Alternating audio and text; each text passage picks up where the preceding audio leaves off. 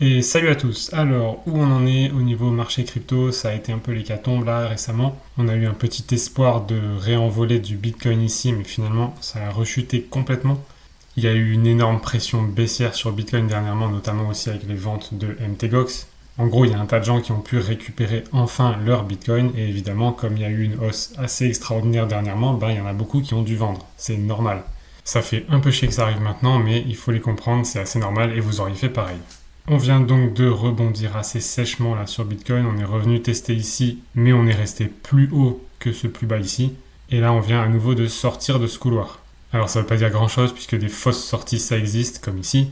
Mais en tout cas, si on vient ici retester et repartir à la hausse plus haut qu'ici, alors on pourra considérer qu'on est reparti potentiellement à la hausse. Mais là, maintenant, je resterai prudent à votre place. N'oubliez pas que c'est toujours BTC qui fait le marché. Et donc on est encore dans une zone dangereuse puisque c'est tout à fait possible qu'ils rejoignent à nouveau le range et continuent à descendre. Surtout que on a toujours une pression baissière avec des ventes sur le Bitcoin. Bref, on va voir ce que ça donne. Là on arrive sur le week-end donc ça va être plus calme normalement. On pourrait avoir des altcoins qui vont monter ce week-end étant donné que cette fin de semaine pourrait être un peu haussière. Mais pour l'instant c'est pas joli.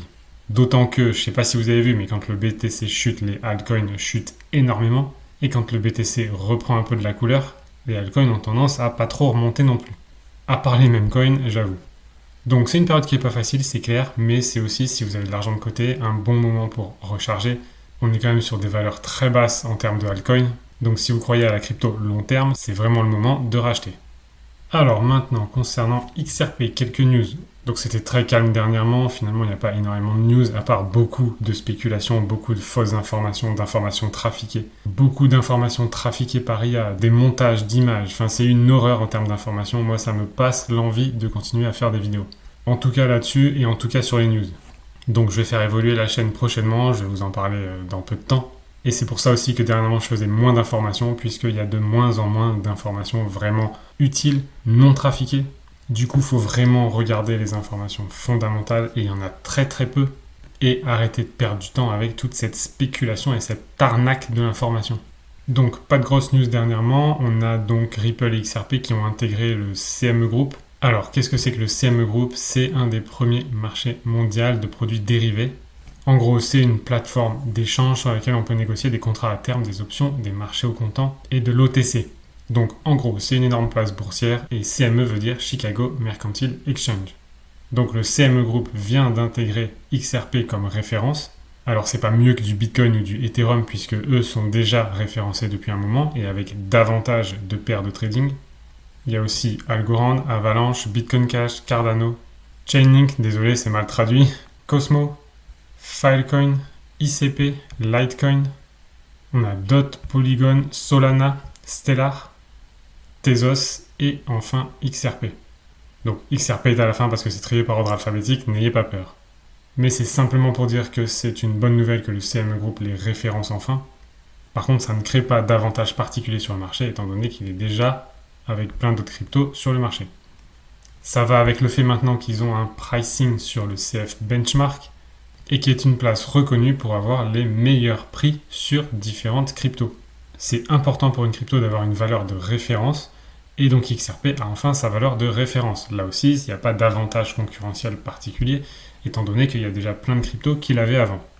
Mais comme on sait, tout a pris du retard avec cette histoire de procès avec la SEC, mais là on voit quand même que ça continue à avancer, puisqu'on a ces sites de référence qui vont justement référencer le XRP, et c'est une étape importante pour la notoriété de XRP, puisque du coup ça en fait un prix de référence régulé pour les autorités en Europe et en Angleterre. En tout cas, c'est mieux de l'avoir que de ne pas l'avoir. Et ensuite, donc Brad Garlinghouse, le PDG de Ripple, s'est joint à certains leaders du marché de la crypto-monnaie, et Ripple était à cette table ronde, donc avec des représentants de la Maison Blanche carrément, et il y avait aussi le milliardaire Mark Cuban quand même, qui est donc actionnaire majoritaire de Polygon. Et ils ont été là pour discuter des politiques en matière d'actifs numériques aux États-Unis. Et tout ça arrivant dans le cadre des élections présidentielles qu'il y a en ce moment, où on a vu que Joe Biden est contre la crypto-monnaie alors que Trump est pro-crypto.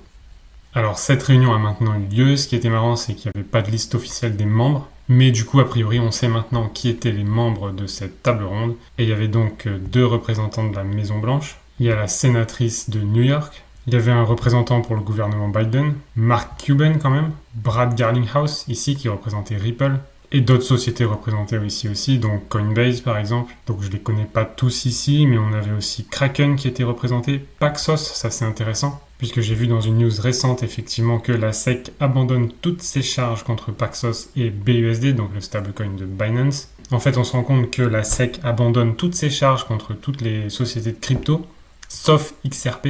Donc là aussi, on peut se demander encore pourquoi, mais c'est ce qui se joue en ce moment. Moi, j'ai envie de dire, vu le calme et la sérénité de Brad Garlinghouse, donc le PDG de Ripple, dans quasiment toutes ses interviews, je le dis depuis déjà 4 ans, ce procès, c'est une blague. Ce procès, il est juste là pour faire patienter, pour que tous les acteurs se mettent en place, et quand tout le monde sera en place pour le passage au nouveau système financier, ce procès va disparaître. Et c'est là que XRP va monter en flèche, on va avoir le documentaire Netflix qui va sortir, on va avoir les actions Ripple qui vont exploser, et là, ça va commencer à vraiment démarrer.